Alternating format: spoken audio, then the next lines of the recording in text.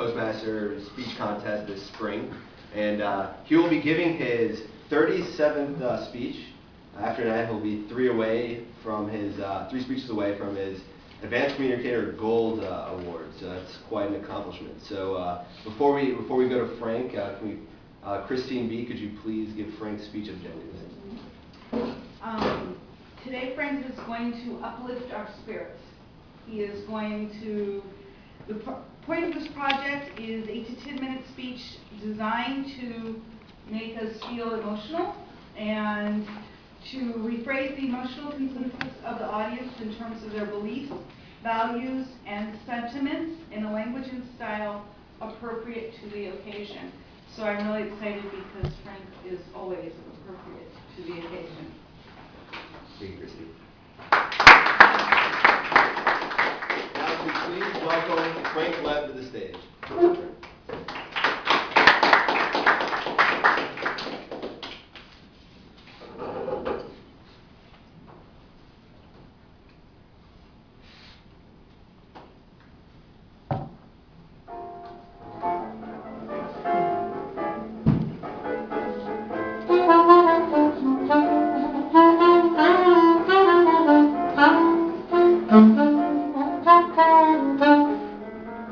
3 questions I really hate in Korea.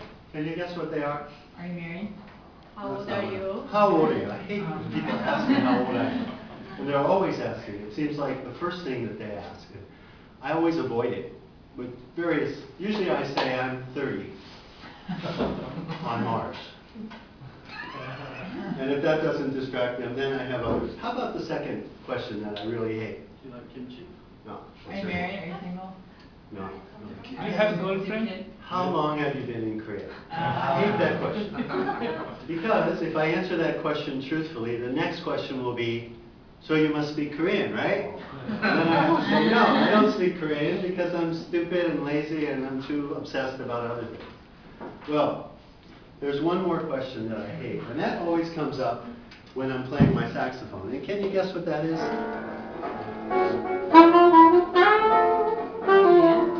Anyone get a guess? How long have you been playing? Yeah, how long have you been playing the saxophone? And it's not really that I hate that question so much. It's just they always ask it, and I wonder, why do you want to know? Like, why? Like if I say 2 months, they're going to say, wow, you're a genius. Or if I say 50 years, they're going to say, 50 years, you should be better than that. So why do they ask? And finally, it came to me one day, why they want to know. And there's a deeper question than how long have you been playing. Can anyone guess the deep question? How long does it take to get that good? Yeah, how long before I can play like you play? And that's when I started answering. When anyone asks me how long have you been playing, I say 2 years. And they always go, oh, okay, they accept it. Because I really believe that in 2 years, you can master the saxophone, you can master a language. Now, I don't mean you're going to be like as good as me or you're going to be professional, the best, but you can express yourself. You can express emotions and ideas after 2 years. And we forget that. It doesn't take long to be able to master something totally new. And usually what we do is we get into something, we become an engineer or we become a teacher, and that's it. That's what we do, and we focus on it because we say, I have to be the best at this. But you're probably never going to be the best at anything. But you can reach a high level at many things. And I met a top linguist on Saturday. I went to a conference, and there was one of the top linguists in the world. And he asked me, how long have you been playing? And I told him the same thing. And he said, you know, that's funny, because every 2 years I seem to get obsessed with something. And I said, what are you obsessed with now? And he said, blues harmonica. So I think it's really true.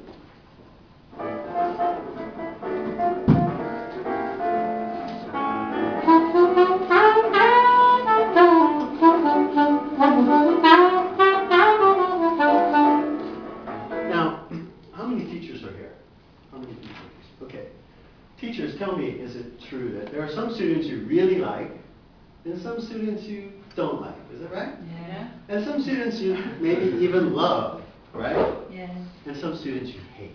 Yeah. So this is about a story about a student that I hated, really. I can't say he did anything bad to me, but he he was so unsure of himself, so uncertain, everything. He made me uncomfortable. And nobody liked him. He was like an outsider, like a kind of wang. You would say wangta in Korean? Yes. Yeah, and he just, every time he made me kind of, I just wanted to be away from him. But he was my student, so I taught him. But still, it was hard to be around him. So at the end of the semester, he went away, and I didn't see him for about a year and a half. And then just about a few weeks ago, I saw him again. And he was in an army uniform. He'd been in the army, that's where he was. So I said, hey, how you doing? And he was the same, he hadn't changed, he was still in. So I shook his hand, I said, okay, well, nice to see you again. I lied. Nice to see you again, I gotta go. And as I was going, he grabbed my arm. And I said, what? And he wanted to tell me something, but he couldn't. So I said, okay, well, I gotta go. And again, he grabbed my arm, and he took out his wallet. And from his wallet, he took a piece of paper. And this piece of paper was a piece of paper that I had given him at the end of the class. I give all my students at the end of the class. It has a poem on it. It says, hold fast to dreams, for if dreams die, life is a broken winged bird that cannot fly. Hold fast to dreams, for when dreams go, life is a barren field, frozen with snow, by Langston Hughes. And I looked at him again, and I said, well, how was it in the army? And as I asked him that question, some tears started to come in his eyes. And I realized that even though I didn't like him, and even though I didn't really want to be his teacher, I had a big meaning in his life. I had meant something to him, and this paper I gave helped him get through a very difficult time in the army. And I realized that I was a better teacher than I thought. And sometimes we have an effect on people that we may not even realize at the time.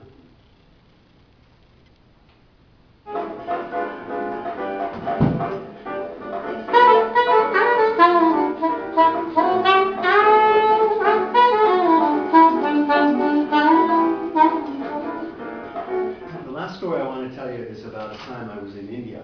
I went to India many years ago. I went to Bombay, which is now Mumbai.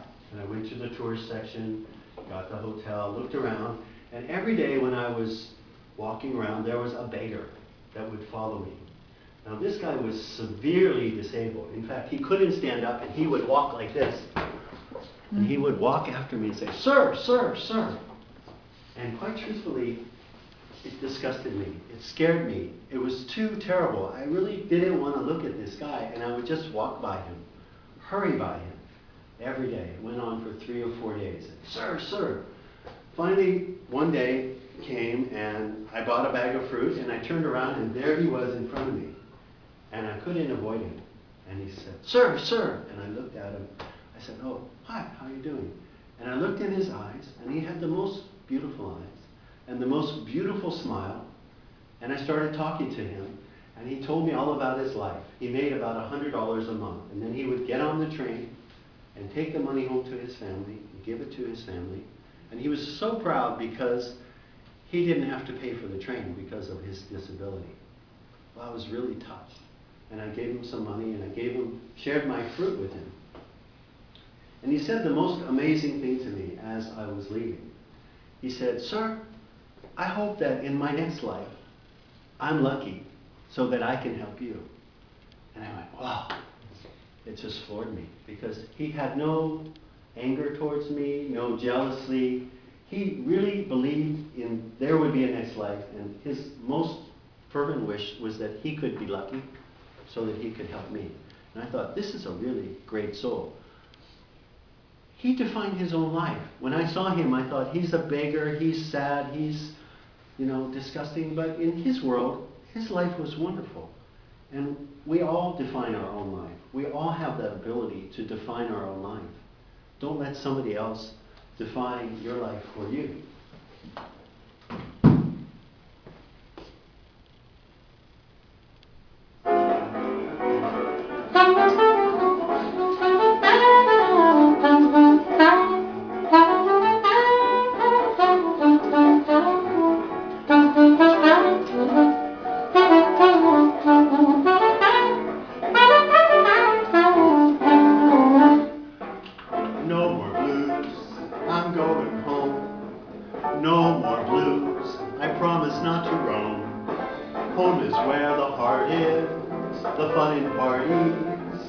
It's where all your friends are staying. No more blues.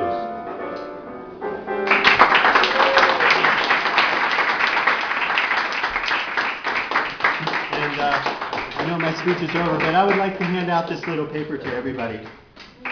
You can keep and.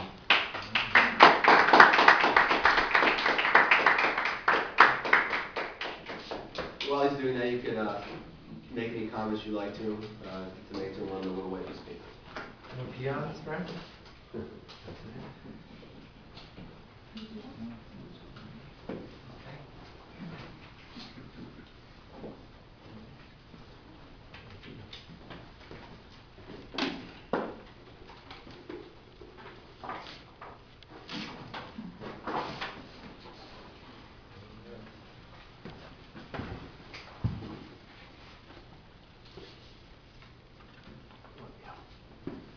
Thank you, Frank. Wonderful speech as always.